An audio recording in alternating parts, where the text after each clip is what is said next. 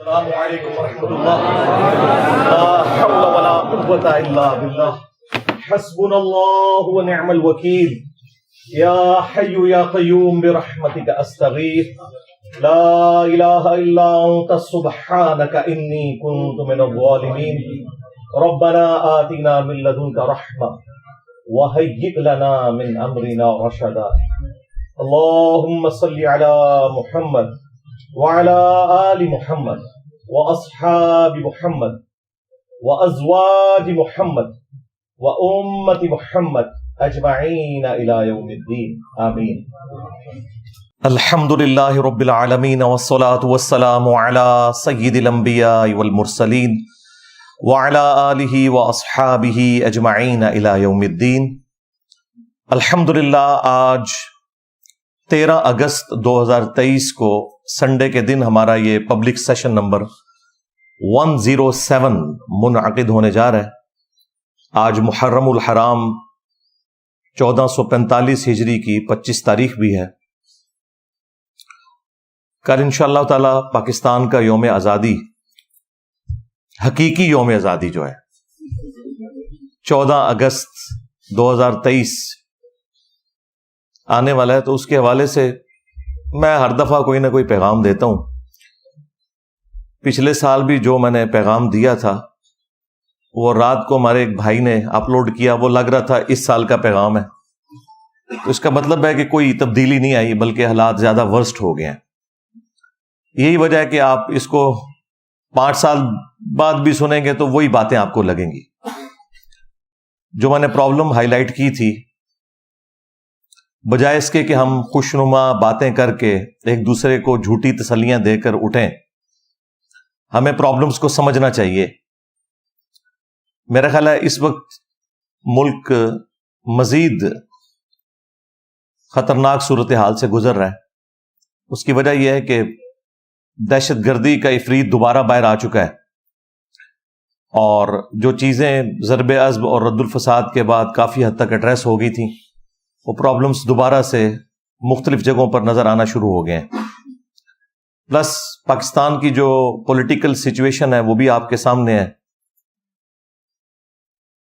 پاکستان کے ایک جماعت کے بڑے لیڈر مسلم لیگ نون کے نواز شریف صاحب، وہ باہر بیٹھے ہوئے ہیں،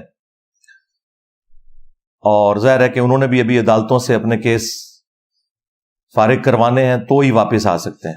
اور دوسری طرف ایک اور بڑی جماعت پاکستان تحریک انصاف کے جو چیئرمین ہیں وہ اٹک جیل کے اندر ہیں،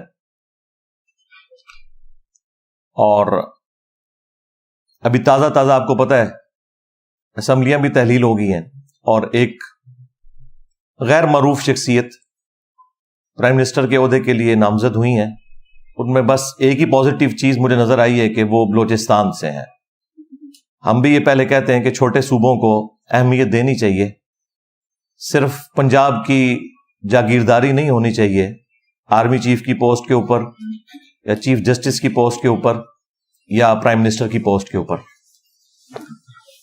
تو یہ ایک اچھا ڈیسیژن اس اعتبار سے تو ہے۔ باقی ظاہر ہے کہ ان کی جو پولیٹیکل تھاٹس ہیں وہ ان کے پرانے بیانات کے ذریعے میڈیا کے اوپر آ چکی ہیں، تو ان سے صرف نظر کرتے ہوئے چلے مستقبل میں جس کام کے لیے انہیں بٹھایا گیا ہے وہ اس وعدے کو پورا کریں، اور ٹائم کے اوپر انتخابات ہوں، جو کہ اب آفیشلی آئین کی ساری وہ شکوں کو استعمال کرتے ہوئے فروری 2024 تک لے گئے ہیں۔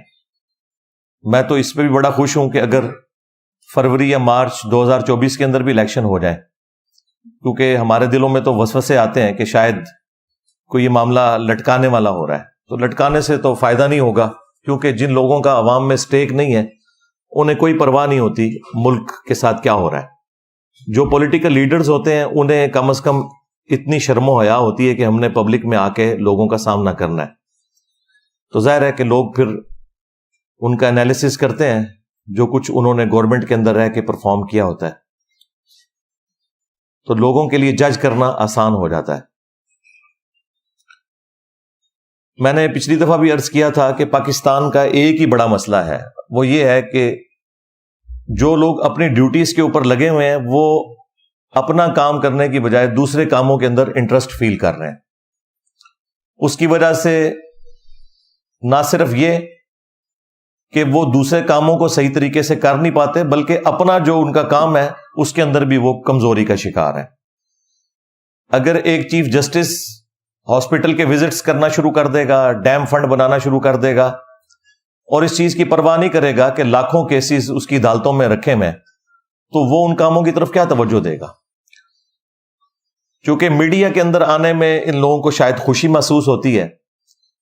آپ پچھلے آلموسٹ 7-8 سال سے دیکھ لیں کہ ہمارا جو 9 بجے کا خبر نامہ ہے وہ عدالت نامہ بن چکا ہوا ہے. فلاں کو بیل مل گئی، فلاں کو ملنے والی ہے، فلاں کے اوپر فلاں کیس آ گیا، فلاں جج نے یہ ریمارکس دے دیے. آج ایک پولیٹیکل جماعت کا لیڈر کوئی بات کرتا ہے، اگلے دن عدالت سے اس کا ریبٹل آتا ہے. حالانکہ ججز کا کوئی کام نہیں ہے کہ وہ کسی بھی سٹیٹمنٹ کے اوپر ریبٹل کریں، سوائے اس کے کہ جس کام کے لیے وہ بیٹھے ہوئے ہیں. جج گونگا ہونا چاہیے، وہ صرف سنتا ہے اور سن کے جج کرتا ہے، اس کے بعد وہ فیصلہ سنا دیتا ہے. یہ نہیں ہوتا کہ وہ ایک اس کو صحافت نامہ بنا کر پیش کرتا ہے اپنی عدالت کی کارروائی کو. یہ کام نہیں ہونے چاہیے، اور وہ ہو رہے ہیں مسلسل. ان ججز کو نہ تو اخباریں پڑھنی چاہیے، نہ ہی سوشل میڈیا کے ساتھ ان کا کوئی تعلق ہونا چاہیے، تاکہ یہ اپنے ضمیر کی بجائے آئین اور قانون کے مطابق فیصلہ کریں. ضمیر ان کا ظاہر ہے وہی کچھ ہے. کسی کی فیملیز نون لیگ کے ساتھ اٹیچ ہیں، کسی کی فیملیز پی ٹی آئی کے ساتھ اٹیچ ہیں، وہ قانون کو بالکل نہیں دیکھتے، اور وہ آپ کو فیصلوں میں نظر بھی آ رہا ہے. اس لیے میں نے بارہا عرض کیا ہے کہ پاکستان میں پہاڑوں کے اندر ٹنلز کھود کے وہاں پہ بہترین فیسلٹیز دے کے ان ججوں کو بٹھایا جائے، اور وہاں پہ عدالتیں لگنی چاہیے.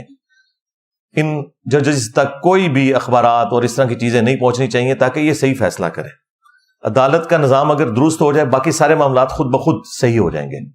ہمارے ملک کا سب سے بڑا مسئلہ یہ ہے کہ عدالتیں اپنا کام صحیح طریقے سے نہیں کر رہی، انصاف کے ساتھ بھی نہیں کر رہی، ٹائملی بھی نہیں کر رہی، اور الٹا تنخواہیں یہ سب سے زیادہ لے رہے ہیں، اور پھر لوگوں کو بیٹھ کے یہ بھاشن دے رہے ہوتے ہیں. دوسری طرف ہماری جو اسٹیبلشمنٹ ہے، انہوں نے تازہ توبہ کی تھی، لیکن پھر 9 مئی ہو گیا. اس سے قطع نظر کہ 9 مئی پلانڈ تھا یا ان پلانڈ تھا، اس کے پیچھے کون تھا، لیکن جو قرائن بتا رہے ہیں وہ یہ ہے کہ چیئرمین پی ٹی آئی اپنے آپ کو کسی بھی صورت اس سے علیحدہ نہیں کر سکتے، کیونکہ شروع میں انہوں نے اس کے ٹیسٹ کو فیل کیا اور ببانگ دہل کہا کہ یہی ایسا ہی ہونا چاہیے تھا، جب مجھے پکڑیں گے تو آندہ بھی ایسا ہوگا. بعد میں وہ جتنی بھی کلیریفیکیشنز دیں، چونکہ شروع میں انہوں نے ایسی سٹیٹمنٹس دی ہیں جس سے ایک عام آدمی یہی رزلٹ نکالے گا کہ وہ اس کے پیچھے تھے. اب وہ بھلے کہیں کہ میں اس کے پیچھے نہیں تھا، یہ غلط ہوا، لیکن وہ جو 10,000 لوگ پکڑے ہوئے ہیں وہ کوئی خلائی مخلوق تو نہیں ہے، وہ پی ٹی آئی کے کارکن ہی ہیں. تو بڑی مشکل سے یعنی یہ ایک سفر طے ہونا شروع ہوا تھا، لیکن پھر وہ جس طرح 99 کے اوپر جا کے سانپ کاٹ جاتا ہے، وہ سانپ کاٹنے والا مسئلہ ہو گیا ہے. اب اسٹیبلشمنٹ پہلے سے بھی زیادہ مضبوط ہو کر پاکستان کی سیاست میں آ چکی ہے، اور جو بڑے ڈیموکریسی کے چیمپئنز تھے، پیپلز پارٹی، مسلم لیگ نون، جو اپنے آپ کو پریزنٹ کرتے تھے کہ ہم ڈیموکریسی کے چیمپئن ہیں، ووٹ کو عزت دو اور اس قسم کے سارے نعرے لگاتے تھے، وہ آ کے اب جسٹیفائی کر رہے ہیں وہ تمام ایکٹیویٹیز کہ جو نہیں ہونی چاہیے ملک کے اندر. اور وہ کہہ رہے ہیں چونکہ 9 مئی ہوا ہے لہٰذا اب وہ بالکل ہاتھ دھر کے سائڈ پہ بیٹھ گئے ہیں اور انہوں نے معاملات دوسروں کے سپرد کر دیے ہیں. یہ کوئی اچھی چیز نہیں ہے ان دا لانگ ٹرم، کیونکہ وقت بدلتے دیر نہیں لگتی. یہی عمران خان صاحب کی آپ نے تمکنت، غرور، تکبر اور سریا ان کے اندر جو گھسا ہوا تھا وہ بھی دیکھا ہے، اور آج دیکھیں کہ ان کی کیا حالت ہے. جب اتارے گئے تھے، میں نے اس وقت بھی 40 منٹ کی لائیو سیشن میں گفتگو کی تھی. میری ایک بات ان 1.5 سال کے اندر صحیح ثابت ہوئی ہے. تو اب بھی ان کو اب ہوش کے ناخن لینے چاہیے اس حوالے سے. اور دیکھیں کیسا مکافات عمل ہے. وہی کیس جو 2017 میں نواز شریف صاحب کے اوپر بنا مس ڈکلیریشن کا، اور اقامے کی بنیاد کے اوپر انہیں نکالا گیا. باقی جو کرپشن والا ایک معاملہ تھا وہ تو نہ ادھر کی عدالتیں ثابت کر سکیں نہ یو کے کی عدالتیں ثابت کر سکیں، الٹا ان کو کلین چٹ ملی. تو اس کے بعد میں تو کم از کم کسی کے اوپر اس اعتبار سے الزام لگانے کے لیے تیار نہیں ہوں. اب یہاں پر بھی جو توشہ خانہ کیس ہے وہ بھی مس ڈکلیریشن کا ہے. یہ جس کیس میں ابھی ان کو سزا ہوئی ہے چیئرمین پی ٹی آئی کو، جس کو وہ گھڑی چوری کیس کہہ رہے ہیں، وہ گھڑی چوری کیس نہیں ہے، بلکہ انہوں نے الیکشن کمیشن کے جو فارم کے اندر جو اثاثوں میں ان چیزوں کو شو کرنا تھا وہ نہیں کیا. سیم وہی کیس ہے جو نواز شریف صاحب کا تھا، بلکہ یہ تھوڑا ورسٹ ہی ہے. انہوں نے تو تنخواہ جو بنتی تھی اپنے بیٹے سے نہیں لی، یہاں پر تو انہوں نے وہ سب کچھ اویل کیا، کروڑوں روپے میں وہ گھڑیاں بیچی. ان گھڑیوں کے بیچنے کو ایتھیکلی تو کوئی غلط کہہ سکتا ہے، قانونی طور پہ کوئی غلط چیز نہیں تھی. اور قانوناً جو چیز غلط ہے وہ توشہ خانہ سے کسی بھی پرائم منسٹر یا آرمی چیف یا چیف جسٹس کو تحفہ دینا ہے، کیونکہ اسلام میں جو توشہ خانہ ہے بیت المال ہے، اس کی ملکیت عوام المسلمین کی ہوگی اور وہ غریبوں کے اندر تقسیم ہوگا مال غنیمت کے طور پر. زکوٰۃ فنڈ اور یہ ساری چیزیں ایک ہی پول کے اندر آئیں گی. بہرحال اس کے اوپر میں پہلے بھی بول چکا ہوں کافی دفعہ. یہاں پر یہ ہے کہ انہوں نے ڈکلیئر نہیں کیا تھا اپنے ساسوں کے اندر، اور وہی کیس ان کے اوپر بنا اور اس کے اوپر وہ 5 سال کے لیے نااہل ہو گئے. کاش عمران خان صاحب 2017 کی نواز شریف صاحب کی اس طریقے سے ہٹائے جانے کو غلط کہتے تو آج چند لوگ ان کے ساتھ بھی کھڑے ہوتے. لیکن جو لوگ نیوٹرلز ہیں، اس سے مراد عمران خان صاحب والے نیوٹرلز نہیں، اس سے مراد وہ لوگ جو غیر جانبدار ہیں، ہمارے جیسے لوگ. ہم تو یہ کہیں گے کہ اس وقت بھی غلط ہوا تھا، اب بھی غلط ہوا ہے. اس طرح کے قوانین بنانا جس کے ذریعے آپ اس ایکسٹریم لیول کے اوپر جا کے ڈیسیژن کریں تو یہ کوئی کفر و شرک والا معاملہ نہیں ہو گیا. اس طرح کے معاملات ہر ایک کے اندر پائے جاتے ہیں. اس طرح کے قوانین کو تھوڑا نرم کرنا چاہیے یا اس کی سینسٹیوٹی کا بتانا چاہیے. خان صاحب نے مکمل طور پہ کوئی چھپایا نہیں تھا. انہوں نے اپنے انکم ٹیکس کے جو گوشوارے جمع کروائے تھے ان میں وہ سب کچھ شو کیا ہوا تھا، آدھا کام انہوں نے کیا تھا. لیکن قانون تو آپ کو پتہ ہے اندھا ہوتا ہے، تو وہ قانون کی گرفت میں وہ آگے کہ جو الیکشن کمیشن کے پاس جمع کروائے تھے اس میں انہوں نے ڈکلیریشن نہیں کی تھی، جو قانوناً ظاہر ہے کہ جرم ہی بنے گا، کیونکہ اسی جرم کے اوپر ایک پرائم منسٹر سپریم کورٹ نے فارغ کیا تھا. تو وہ چیزیں پلٹ کے اسی طریقے سے واپس آ رہی ہیں. اس وقت بھی جو لوگ حکمران ہیں میں ان سے بھی ریکویسٹ کروں گا کہ آپ اس ایکسٹریم پہ آگے نہ جائیں کہ کل کو وقت بدلے اور خدا نخواستہ کوئی ایسے معاملات آئیں اور پھر یہ لوگ آپ سے بدلہ لے رہے ہوں. جب تک یہ لوگ اپوزیشن میں تھے اس وقت ببانگ دول کہتے تھے کہ اگر ہمیں کبھی موقع ملا تو ہم خان صاحب کے ساتھ یہ کچھ نہیں کریں گے. لیکن ایک ایک کر کے وہ ساری کی ساری چیزیں ہوتی بھی آپ کو نظر آ رہی ہیں. عدالتیں بھی کس طرح مینج ہو رہی ہیں وہ بھی آپ کو نظر آ رہا ہے، اور کس طریقے سے معاملات کو بگاڑا جا رہا ہے. اس میں خان صاحب کا بھی قصور ہے، اور ہم ان کو اس وقت بھی سمجھا رہے تھے کہ آپ پولیٹیشنز کے ساتھ بیٹھیں، otherwise at the end of the day انہی پولیٹیشنز نے ہی آپ کو بینیفٹ پہنچانا ہے. جن لوگوں کے ساتھ آپ امیدیں وابستہ کیے ہوئے ہیں انہوں نے آپ کے کوئی کام نہیں آنا، کیونکہ وہ ہر زمانے میں ٹیشو پیپر کی طرح لوگوں کو استعمال کر کے پھینک دیتے ہیں اور ایک سٹیپ آگے بڑھ جاتے ہیں. لیکن انہیں نہیں سمجھ آ رہی تھی اس وقت. جولائی میں الیکشن مل چکے تھے، بس صرف خان صاحب کو جو لوگ پھونک چڑھانے والے تھے ان میں سے ایک تحفہ ہمارے جیلم شہر کا بھی تھا جو سب سے پہلے چھوڑ گیا، اور وہ اس طرح کی روڈ لینگویج یوز کرتا تھا جلسوں میں، اور ہم اس وقت بھی کہہ رہے تھے کہ یہ آپ کو مروائے گا، یہ ریڈ لائن کو کراس کر رہا ہے. اس طریقے سے گفتگو کوئی بھی پسند نہیں کرتا، سیدھی سی بات ہے. تو وہ دیکھیں وہ سب سے پہلے ہٹا ہے، اور جس نے ساری کی ساری یہ پھونک چڑھائی تھی کہ جی دیکھی جائے گی، یہ ہو جائے گا وہ ہو جائے گا، لیکن وہ آپ کے سامنے ہے. کچھ بھی نہیں ہوتا میرے بھائی. جب برا وقت آتا ہے نا تو وہ کہتے ہیں سایہ بھی ساتھ چھوڑ جاتا ہے. ہاں آپ اچھی کاز کے لیے اپنے اصولوں پہ کمپرومائز نہ کرتے ہوئے اچھے طریقے سے چلیں، پھر اللہ تعالیٰ کی طرف سے کوئی تقدیر غالب آ جائے، جس طرح حسین ابن علی کے ساتھ ہوا رضی اللہ تعالیٰ عنہ علیہ السلام، تو اس پہ تو پھر صبر آ جاتا ہے. لیکن جب آپ غلط معاملات کو غلط طریقے سے لوگوں کے سامنے پریزنٹ کرتے ہوئے چلیں, پھر ظاہر ہے کہ آپ کے ساتھ کوئی اس طرح کی ہمدردی والا لیول پہ جا کے ہم ہمدردی نہیں کر سکتے, سوائے اس کے کہ ہم آپ کے مخالفین کو یہ سمجھائیں کہ جو کچھ آپ کے ساتھ ہوا تھا وہ کچھ آپ اپنے مخالفین کے ساتھ نہ کریں. توشہ خانہ کے حوالے سے میں نے پہلے بھی عرض کیا تھا کہ بخاری اور مسلم دونوں میں حدیث ہے, نبی صلی اللہ علیہ وآلہ وسلم نے عاملین زکوٰۃ کو, جو زکوٰۃ کے کلیکٹرز ہوتے ہیں, ان کو بھیجا وہ جا کے زکوٰۃ کلیکٹ کریں نبی صلی اللہ علیہ وآلہ وسلم کے بہاف کے اوپر. اور جب وہ واپس آتے تھے تو وہ کچھ مال بیت المال میں جمع کرواتے تھے اور کچھ اپنے پاس رکھتے تھے, بھیڑ بکریاں جو انہیں گفٹ ملی ہوئی ہوتی تھی, اور نبی علیہ السلام سے آ کے عرض کرتے تھے کہ یا رسول اللہ یہ تو وہ ہے جو زکوٰۃ کی مد میں لوگوں نے جمع کروایا, اور یہ وہ گفٹس ہیں جو ہمیں لوگوں نے دیے. تو نبی صلی اللہ علیہ وآلہ وسلم نے فرمایا کہ تم لوگ اپنے گھروں میں جا کے اپنے ماں باپ کے پاس بیٹھو, میں دیکھتا ہوں کہ تمہیں یہ گفٹ کون دیتا ہے, یہ گفٹ تمہیں اس پوسٹ کی وجہ سے ملے, لہٰذا یہ بھی مسلمانوں کی امانت ہے, بیت المال میں جمع ہوگی. تو نبی صلی اللہ علیہ وآلہ وسلم ان گفٹس کو بھی بیت المال میں جمع کیا کرتے تھے.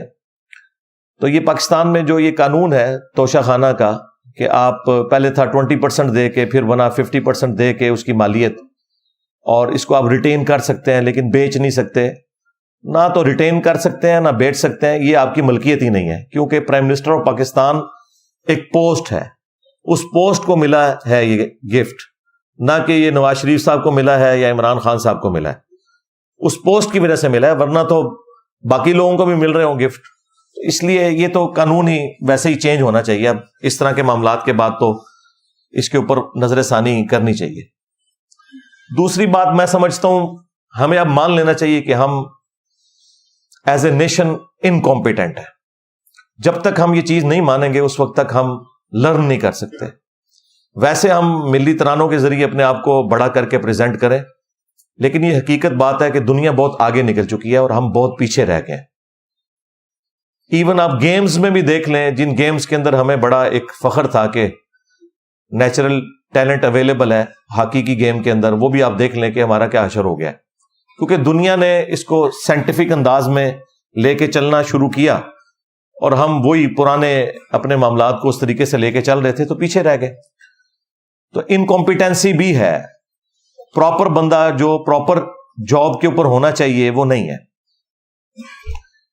ایٹ لیسٹ 3 بڑے جو عہدے ہیں نا, ایک پرائم منسٹر کا عہدہ, دوسرا چیف جسٹس کا عہدہ اور تیسرا آرمی چیف کا عہدہ, ان 3 عہدوں کے اوپر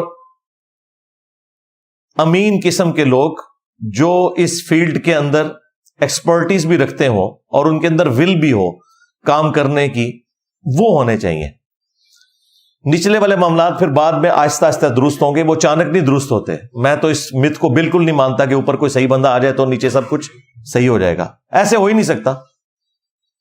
نیچے گراس روٹ لیول کے اوپر جتنی خرابی ہے اس کو اوپر بیٹھا ہوا بندہ حل نہیں کر سکتا. وہ صرف قانون بنا سکتا ہے, تھوڑی سزائیں سخت کر سکتا ہے, لیکن وہ نیچے تک اس کے اثرات پہنچتے ہوئے کافی ٹائم لگتا ہے. لیکن طریقہ یہی ہے کہ اوپر سے رولز بن کے اور معاملات آہستہ آہستہ چلنے چاہیے, لیکن وہ ہمیں نظر نہیں آتا. یہاں پر ہر کوئی میڈیا میں ان رہنے کی کوشش کرتا ہے, پاور کو اپنے ہاتھ میں رکھنے کی کوشش کرتا ہے. پہلے پاکستان میں صرف طاقت جو ہے وہ اسٹیبلشمنٹ کے پاس تھی اور مولوی ان کے اعلی کار ہوا کرتے تھے, ایک دوسرے کے بینیفیشری ہوا کرتے تھے. پھر جب افتخار محمد چودھری صاحب کے بعد عدالتیں ذرا ڈومیننٹ ہو کے سامنے آئیں تو اب ملک میں 2 پاورز ہیں, ایک عدلیہ اور دوسری اسٹیبلشمنٹ, اور یہ آپس میں ایک دوسرے کو فائدہ بھی پہنچاتے ہیں اور بعض اوقات اپنے مفادات کی خاطر ایک دوسرے کے خلاف بھی کھڑے ہو جاتے ہیں, اور ہم خام خواہ خوش ہو رہے ہوتے ہیں کہ یہ ڈیسیژن ہو گیا, وہ ہو گیا, حالانکہ یہ اپنے مفادات کو ہی دیکھ کے چل رہے ہوتے ہیں. لیکن ڈیموکریٹک ویلیوز کے اندر, ڈیموکریسی کے اندر تو اصل طاقت تو عوام کے پاس ہونی چاہیے. لیکن میں ڈیموکریسی وہ بات کر رہا ہوں جو اسلامک ڈیموکریسی ہے قرآن و سنت کے دائرے کے اندر, وہ کفر والی ڈیموکریسی کی بات نہیں کر رہا. یہ میں وہ بات کر رہا ہوں جو امرہم شورا بینہم قرآن میں ہے, مسلمانوں کے آپس کے معاملات مشورے سے طے ہوں گے، حلال کے دائرے کے اندر حرام کے معاملے میں نہ تو کوئی ووٹنگ ہوگی، نہ کسی کا ڈیسیژن ہوگا، وہ قرآن و سنت کو فائنل اتھارٹی مانا جائے گا. تو وہاں پر پارلیمنٹ کو ایک سپریم ہونا چاہیے، لیکن وہ پارلیمنٹ آپ کے سامنے ہے. یہ آپ دیکھیں آخری دنوں میں انہوں نے تھوک کے حساب سے بل پاس کیے ہیں، جو اصل کرنے کا کام تھا نا وہ انہوں نے آخری دنوں میں کیا ہے، اور جس طریقے سے کیا ہے پتہ نہیں وہ کیا قانون انہوں نے پاس کیے ہیں، کس کے کہنے کے اوپر کیے ہیں. یہ وہی کام ہے جو مولوی کرتے ہیں کہ 8 سال کے درس نظامی کے کورس میں 7 سال تک شیخ سعدی کا کلام پڑھاتے رہتے ہیں، فارسی کے معاملات سکھاتے رہتے ہیں، اور آخری سال جا کے دورہ حدیث کروا دیتے ہیں. اس لیے وہ پہلے ہی ان کا وہ سارے کا سارا ٹائم ضائع ہو چکا ہے. اب دورہ حدیث نے ان کے اوپر کیا فرق ڈالنا ہے. یہ ہماری پارلیمنٹ نے بھی یہی کیا ہے کہ 4.5 پونے 5 سال تک یہ لوگ اپنا ٹائم ایک دوسرے کے خلاف بیان بازیوں میں دیتے رہے ہیں، اور آخری دنوں میں آ کے انہوں نے قانون پاس کیے ہیں. اب کوئی پتہ نہیں، نہ ان قوانین کے اوپر کوئی بحث ہوئی ہے، اب اس کا رزلٹ کیا نکلنا ہے، اور بعد میں وہ قوانین کس کے لیے استعمال ہونے ہیں، ایک دوسری جماعتوں کو نیچا کرنے کے لیے، پولیٹیکل لیڈرز کو اندر ڈالنے کے لیے. تو اللہ ہی بہتری کرے. بہرحال اس وقت میں سمجھتا ہوں سب سے بڑی ذمہ داری ہمارے آرمی چیف کے اوپر ہے، اور یہ میں کوئی خوشی سے نہیں کہہ رہا، ایسا ہونا تو نہیں چاہیے. پرائم منسٹر کا کام ہے کہ وہ اس طرح کے ڈیسیژن کرے، لیکن چونکہ اب ایک گراؤنڈ ریئلٹی تو ہے، اس کو انکار تو نہیں کیا جا سکتا کہ پریکٹیکلی سب سے پاورفل پرسنالٹی آرمی چیف ہی پاکستان کے اندر ہوتا ہے، اور اب تو بہت زیادہ پاورفل ہو گئے 9 مئی کے بعد. تو ان کے اوپر اب ذمہ داری بھی ہے کہ اگر وہ پاکستان کو صحیح آگے لے کے چلنا چاہتے ہیں تو جس کی ڈیوٹی ہے وہ اس کو کرنے دیں، نہ عدالتوں میں کوئی انٹروین کریں، نہ پالیٹکس کے اندر. اور اگر انہیں یہ خدشہ ہے کہ اس سے کوئی فوج کی ساکھ کو نقصان ہو جائے گا تو ٹھیک ہے یار، مل بیٹھ کے اب کوئی معاملہ حل کر لیں. سارے بڑے بیٹھے ہیں، پولیٹیکل لیڈرز بیٹھے، سارے بڑے، چیف جسٹس کو بٹھا لیں اور آرمی چیف بیٹھ جائیں اور کوئی معاملے کو طے کریں کہ اب آگے ہم نے چلنا کیسے ہے. میرا خیال ہے کہ جتنے پولیٹیکل لیڈرز ہیں ان میں سے مجھے سب سے اچھا ویژن شاہد خاقان عباسی صاحب کا لگا. پی ٹی اے والوں کو تو آج کل ویسے وہ اچھے لگنا شروع ہو گئے ہیں. جس وقت ہم ان کی تعریف کرتے تھے اس وقت یہ ہمیں گالیاں نکالتے تھے. آپ 8 سے 1.5-2 سال پہلے کی بھی ان کی گفتگو سنیں، اور دوسرے وہ جو ایک پیپلز پارٹی چھوڑ گئے، کیا نام ہے ان کا، مصطفیٰ نواز کھوکر صاحب. یہ حالانکہ یہ لبرلز ہیں، خیر خاقان عباسی صاحب تو ایک مذہبی آدمی ہے، لیکن ماشاءاللہ یہ رول آف لا پہ چلنے والے لوگ ہیں. یہ جو باتیں کر رہے ہیں، میں ان کے کاموں کی بات نہیں کر رہا، وہ باتیں ماشاءاللہ بہت اچھی کر رہے ہیں. اور وہ 2-2.5 سال پہلے بھی کہہ رہے تھے کہ جب تک ہم یہ طے نہیں کرتے نا کہ ہم نے مستقبل میں کرنا کیا ہے، تو آپ الیکشن بھی کروا لیں، پھر وہی چوچو کا مربع ہی بننا ہے، اور وہی حالات و واقعات بگڑتے چلے جائیں گے. اور یہ میں ان کو سیکنڈ کرتا ہوں کہ بالکل انہوں نے ٹھیک کہا تھا. جب تک، یعنی اب وہ ایک مثال سمجھانے کے لیے دی جاتی ہے کہ جب تک کتے کو کنویں سے نہ نکالیں تو 20 ڈول نکالنے کیا، آپ 2000 ڈول بھی نکال لیں تب بھی وہ پانی پاک نہیں ہوگا. تو یہ اصل جو ایشوز ہیں ان کو ایڈریس کیا جائے. ہماری انکمپیٹنسی کا مسئلہ ہے، یہ ہمیں ماننا چاہیے. اور خبروں میں رہنے کا شوق، اس کی وجہ سے دوسرے کے کاموں میں جا کے لچ فرائی کرنا، یعنی کہ لچ تلنا، تو یہ ساری کی ساری چیزیں اس وقت اس نے پوری قوم کو پریشان کیا ہوا ہے. سیدھی سی بات ہے. اب 14 اگست کے اوپر آپ دیکھیں جس طریقے سے ایک غیر اعلانیہ ایک خاص پولیٹیکل جماعت کا کریک ڈاؤن کیا جا رہا ہے، اس طرح کرنے سے کوئی مسئلے حل تو نہیں ہونے. اور دیکھیں، میں اگر اس جماعت کی فیور میں بات کر رہا ہوں تو سب سے زیادہ کرٹک بھی میں اس جماعت کا رہا ہوں، ان کے چیئرمین کا رہا ہوں، سوائے ان چند باتوں میں جو اچھی تھی میں سپورٹ بھی کرتا تھا. تو اب بھی میں یہ بات کروں گا کہ یہ کوئی طریقہ نہیں ہے. اس طرح کرنے سے پرابلمز حل نہیں ہونے، مزید بگڑیں گے. کیونکہ جب آپ پولیٹیکل لیڈرز کو اس طرح اندر کرتے ہیں تو آپ ان کی پولیٹیکل تھاٹس تو بدل نہیں سکتے، کیونکہ ان کے لیے سب کچھ وہی ہوتا ہے. عمران خان صاحب 1000 یو ٹرنز لے لیں، لیکن یہ یو ٹرن وہ نہیں لیں گے کہ ملک چھوڑ کے چلے جائیں. یہ ایک ہی چیز بچی ہے جس کے اوپر وہ قائم ہے. باقی تو اللہ کے فضل سے جو بھی انہوں نے بات کی 180 ڈگری اس کے چلے. ہاں، یو ٹرن کے نام کے اوپر. ہم تو اس کو غلط سمجھتے ہیں. لیڈر کی زبان پکی ہونی چاہیے. لیکن یہ میں آپ کو بتا دوں کہ یہ ایک ایسی چیز ہے، اگر یہ اس سے پیچھے ہٹیں گے نا تو پھر ان کا ساتھ کوئی بھی ان کا محبت کرنے والا اٹیچ نہیں رہے گا. لہٰذا یہ تو آپ چیز بھول جائیں کہ وہ ملک چھوڑ کے جائیں گے. انہوں نے ادھر ہی رہنا ہے، چاہے جیل کے اندر رہیں چاہے باہر رہیں، ہاؤس اریسٹ ہو کے. ملک تو وہ نہیں چھوڑیں گے. لہٰذا اس طرح کی کوئی کوشش کرنا تو یہ تو غلط چیز ہے. اور باقی ان کے ساتھ کے لوگ ظاہر ہے ان کو تو اور بینیفٹس بھی مل جائیں گے. خان صاحب کے پاس بس یہ ایک چیز بچی ہے تو ظاہر ہے کہ وہ اپنی اس کاز کے لیے اپنی جان دے دیں گے. آپ دیکھ لیں ہٹلر کو بھی اینڈ پہ اس نے بنکر میں اپنے آپ کو خود گولی مار لی تھی، لیکن اس نے سرنڈر نہیں کیا. یہ میں نے آپ کو مثال اس لیے دی کہ جو لوگ اپنی زبان کے ذریعے اور گفتگو کے انداز کے ذریعے اتنی زیادہ پبلک کو اپنے ساتھ لگا لیتے ہیں تو ان کے پاس پھر الٹیمیٹلی جو وہ سو کالڈ عزت سمجھتے ہیں وہ ان کے پاس موجود ہوتی ہے، وہ اسے گنوانا نہیں چاہتے. تو یہ تو خیر ایک ورسٹ مثال تھی. مسولینی کی مثال آپ دیکھ لیں، اس کو تو پھر پھانسی پہ لٹکایا گیا تھا. وہ بھی اسی طریقے سے عوام کو اپنی تقریروں کے جال میں پھنسائے ہوئے تھا. خان صاحب کا معاملہ ایگزیکٹلی ویسا تو نہیں ہے، لیکن کچھ چیزیں کامن ہیں دونوں طرف. تو میرا خیال ہے کہ ایسا کوئی معاملہ کرنا نہیں چاہیے کہ جس کی وجہ سے ملک میں حالات مزید بگڑ جائیں. اور پہلی دفعہ ہم دیکھ رہے ہیں کہ فوج کے اندر بھی ایک ایسی ڈویژن نظر آ رہی ہے جو نہیں ہونی چاہیے، کیونکہ پاکستان کی یونٹی کی علامت جو ہے وہ پاکستان کی فوج ہے. آپ لوگوں کو تو شاید اس چیز کا احساس نہ ہو. میرے جیسا بندہ جو سب سے زیادہ کرٹک ہے فوج کی انوالومنٹ پالیٹکس کے اندر، 2013 سے لے کے آج تک میری ویڈیوز آپ دیکھیں، جس زمانے میں ان کی پالیسی نہیں تھی کہ ہم اے پولیٹیکل ہیں، اس زمانے میں بھی میں کہتا تھا کہ یہ غلط ہے. اب تو وہ خود کہتے ہیں ہمیں پالیٹکس میں نہیں آنا چاہیے، اگرچہ وہ مکمل طور پہ اپنے آپ کو نکال بھی نہیں پا رہے مجبوری کی وجہ سے. اور 9 مئی تو ان کے ہاتھ میں ایک ہتھیار آ گیا. تو میں اس وقت بھی یہ کہتا تھا. لیکن ایک بات آپ لوگ سمجھ لیں کہ پاکستان میں اگر سب سے آرگنائز کوئی ادارہ ہے جو پاکستان کی یونٹی کی علامت ہے تو وہ فوج ہی ہے. اس چیز کا احساس جو لوگ باہر ہیں ان کو تو نہیں ہوگا، جو اندر ہیں ان کو اس چیز کا احساس ہے کہ پاکستان میں کراچی سے لے کر خیبر پختونخوا تک یا بلوچستان کے آپ سرحدی علاقوں میں چلے جائیں، سب جگہ پہ اگر کوئی کامن بانڈ ہے نا پاکستان کی نیشن کا تو وہ فوج ہے.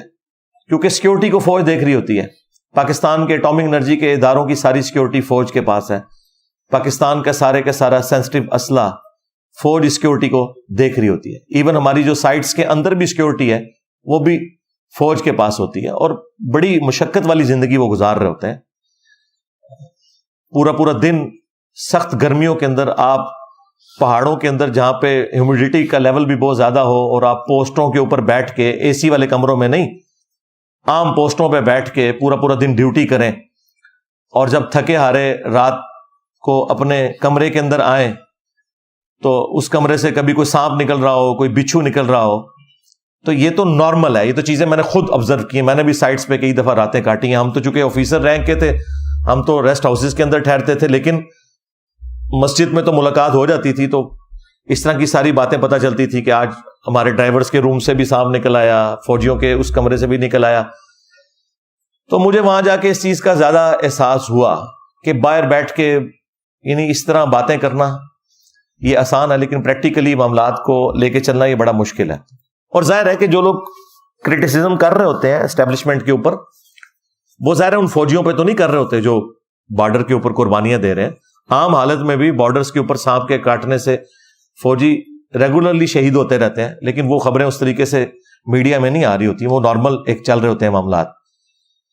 تو عام عوام تو عام فوجیوں سے تو محبت کرتی ہے. صرف یہ جو پالیٹکس میں چند ایک بڑے لوگ انوالو ہوتے ہیں اس کی وجہ سے تھوڑا سا ایک ان لوگوں کے دلوں میں اس حوالے سے چیزیں آتی ہیں جو ان کو بھی خود احساس ہے. لیکن ظاہر ہے کہ اب وہ 70-75 سال کے پھنسے ہوئے ہیں اس معاملے میں، نکلنے کے لیے انہیں ٹائم چاہیے، اور میرا خیال ہے ایک دوسرے کو ٹائم دینا چاہیے تاکہ معاملات بہتری کی طرف جائیں. 14 اگست کے اوپر 2023 میں یہ ساری باتیں ہم کر رہے ہیں, 8 سے سال پہلے بھی کر رہے تھے, اس سے بھی 1 سال پہلے کر رہے تھے. ہمارا کام صرف اتنا ہی ہے کہ ہم نے اپنی زبان کے ذریعے جہاد کرنا ہے اور اپنے بڑوں تک اپنے میسج کو پہنچانا ہے کہ بھائی اپنے آپ کو سدھارو, خدا کے لیے نیشن کی فکر کرو. ہماری اکانومی کس لیول کے اوپر جا کے گر گئی ہے, اور ہم IMF سے, اپنے دوست ملکوں سے قرضے لینے کے چکروں میں پڑے رہتے ہیں. اس سے کوئی مسئلہ حل نہیں ہونا.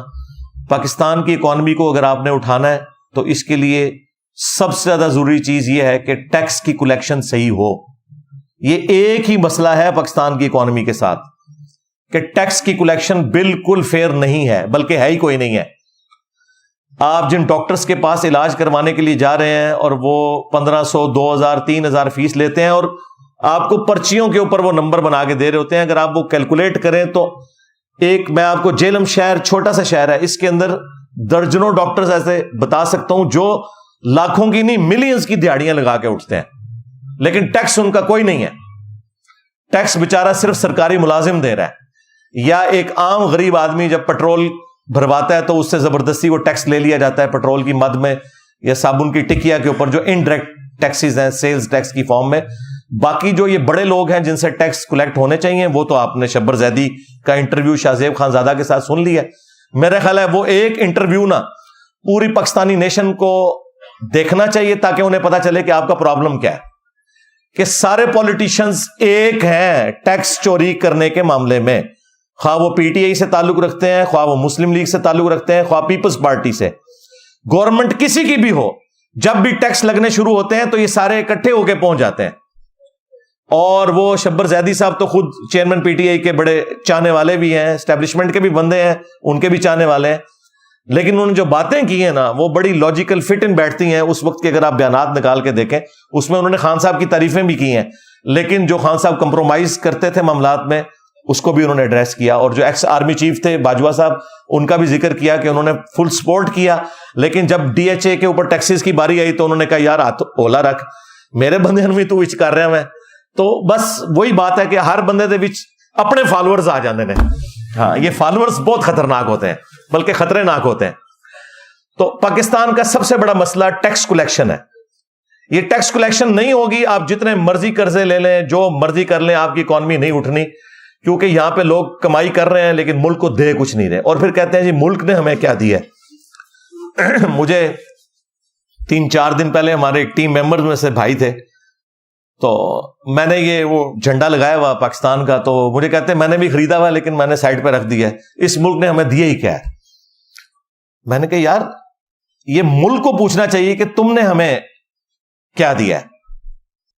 ملک نے تو وہ کچھ آپ کو دیا ہے کہ جو آپ سوچ نہیں سکتے. یعنی میں آج اس ایک بڑے منصب کے اوپر اللہ تعالیٰ نے مجھے پہنچایا ہے. صدیوں میں بہت کم لوگ ہیں جن کو اس لیول کا عروج ملتا ہے.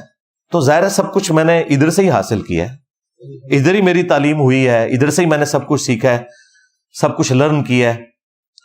میں باہر کے کسی ملک سے تو پڑھ کے نہیں آیا, میری جتنی ایجوکیشن ہے وہ ملک کے اندر ہے. تو ہم نے دیکھنا ہے کہ ہم نے ملک کو کیا دیا ہے. کیا ہم ٹیکس دے رہے ہیں پورا؟ تو بالکل نہیں, سوائے وہ فورن کمپنیاں جو یہاں کے کاروبار کر رہی ہیں, اور وہ بھی صرف گوروں کے سسٹم کی وجہ سے اس کو فالو کرتے ہوئے وہ ٹیکس دے رہی ہیں. باقی یہاں کی لوکل کمپنیاں یا لوکل جو برانڈز ہیں وہ کیا آپ کو ٹیکس دے رہے ہیں. KFC والے آپ کو ٹھیک ہے وہ چٹ نکال کے دیں گے ہر چیز کی, وہ ایک پورا ریکارڈ بن رہا ہے, وہ ٹیکس ان کا جاتا ہے گورنمنٹ کے کھاتے میں. لیکن کیا یہی کچھ باقی کمپنیاں بھی کر رہی ہوتی ہیں؟ آپ کے یہاں تو پاکستان کے آلموسٹ سارے شہروں سے دور دراز سے بھی لوگ آئے ہوئے ہیں. آپ دیکھیں کہ آپ کے شہروں میں سویٹس کی کوئی دکان ہوگی, ہاسپٹلز ہوں گے پرائیویٹ, اسی طریقے سے یہ کھانے پینے کی جو دکانیں ہیں, یہ فلودہ, آئس کریم, جو ملینز کی دہاڑیاں لگا کے اٹھتے ہیں, جو بڑے بڑے ہیں, آپ دیکھیں ان کا کوئی ریکارڈ موجود نہیں ہے. آپ پیسے دیتے ہیں اور چیز لے لیتے ہیں, کوئی آپ کو بل نہیں پکڑاتے, یا کوئی دے گا بھی تو بل نہیں ہوتا, ایک پرچی کے اوپر لکھ دیتے ہیں یہ ٹوکن نمبر, اور وہ ٹوکن نمبر بھی ایسا نہیں ہے کہ اس کا کوئی ریکارڈ ہے پیچھے. نہیں, وہ جب وہ ریکارڈ ہی نہیں ہے تو وہ کہاں سے ٹیکس دیں گے میرے بھائی؟ کھا رہے اسی ملک سے ہیں, اور پھر کہتے ہیں کہ ملک نے دیا کیا ہے. ملک نے یہ دیا ہے کہ آپ آزادی کے ساتھ یہاں کاروبار کر رہے ہیں. آج پاکستان کی پولیس، عدلیہ، فوج ختم کر دیں تو مجھے یہاں پہ کوئی دکان بھی کھول کے بتائے.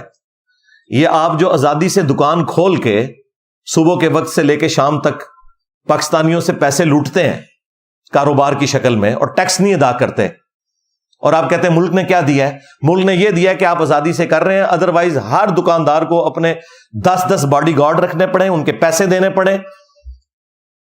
پھر ملک نے یہ دیا ہے کہ آپ گھر سے جس سڑک پہ ڈرائیو کر کے اپنی شاپ پہ آتے ہیں، یہ سڑک بھی ملک نے آپ کو دی ہوئی ہے.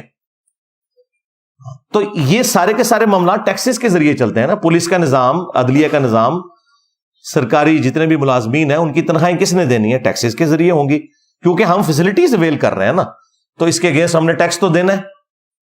آج بھی یہ جو وابڈا آپ کو بجلی دے رہا ہے، یعنی ان کو آلموسٹ 40-50 روپے کا ایک یونٹ پڑ رہا ہے. ظاہر ہے کہ وہ تیل سے بجلی بنا رہے ہیں، لیکن آپ کو وہ دے رہے ہوتے ہیں 20 روپے، 22 روپے، 25 روپے، اور ہم کہتے ہیں جی ریٹ چڑھ گیا. ریٹ ابھی بھی جو چڑھ رہا ہے نا، ابھی بھی ہر یونٹ میں 15 سے 20 روپے گورنمنٹ ڈالتی ہے، تب جا کے آپ کو 25 روپے کا وہ یونٹ پڑتا ہے. ظاہر ہے ہمارے ساتھ ایک مسئلہ ہے، غریب ملک ہے، ہم نے جس ٹائم کے اوپر کوئی کام کرنے تھے وہ نہیں کیے ہوئے، ڈیمز ہم نے نہیں بنائے ہوئے. ہماری ریلوے کا حال بھی آپ کے سامنے ہے، لوگوں نے اپنے ذاتی سروسز کی خاطر ریلوے کا بیڑا غرق کر دیا. ورنہ اتنے بڑے لیول کی جو تجارت ہے وہ تو ریلوے کے ذریعے ہونی چاہیے، جو آج پرائیویٹ ہو رہی ہے.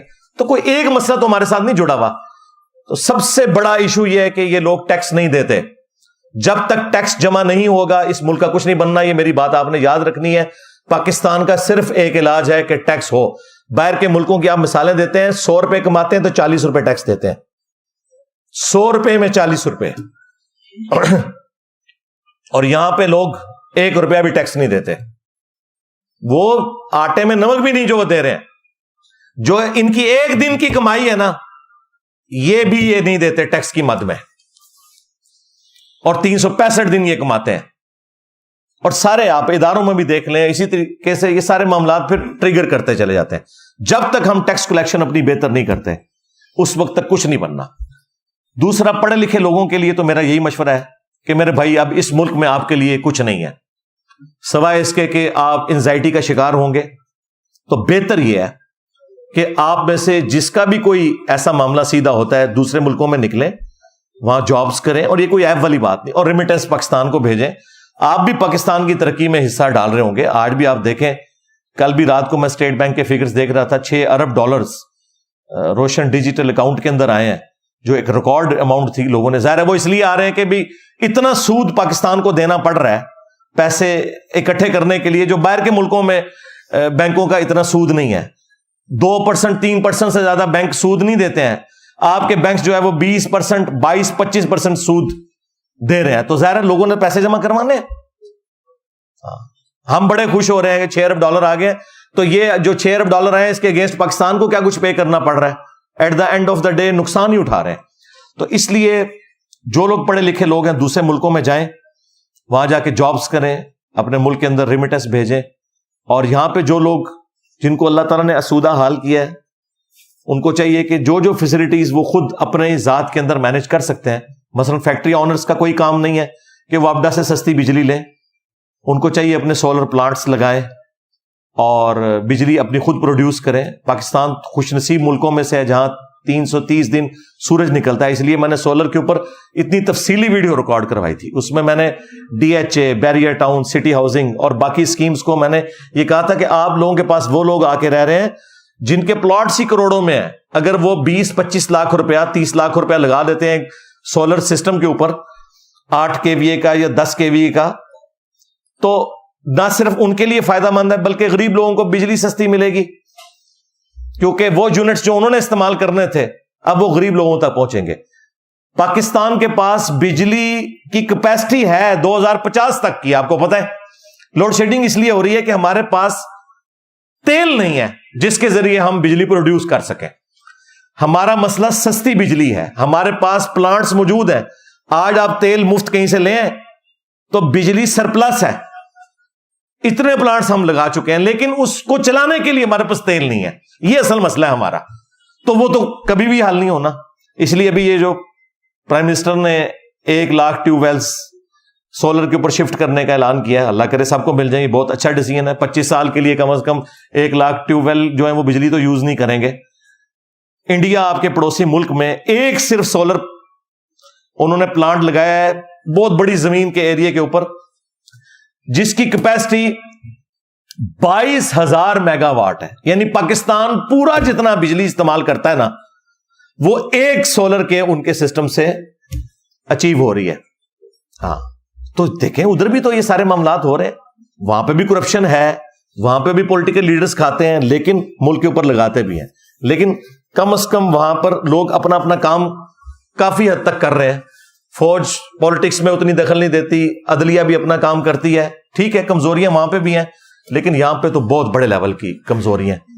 تو یہ 14 اگست کا میرا پیغام تھا اپنے بڑوں کے لیے بھی, چھوٹوں کے لیے بھی, عوام الناس کے لیے بھی, کہ اپنے اوپر نظر ڈالیں. اور یہ جو میڈیا کے اندر ایک دوسرے کو ڈی فیم کرنے کے لیے سوشل میڈیا کے اوپر اس طرح کی پوسٹیں لگانا, گالی گلوچ کرنا, اداروں کے خلاف کرنا یا پولیٹیکل لیڈرز کے خلاف کرنا, یہ بالکل غلط ہے. سب ہمارے ہیں, ٹھیک ہے ڈیویٹ ہو گئے, ہم ان کی اصلاح کی کوشش کریں گے, ان کے لیے دعا کریں گے.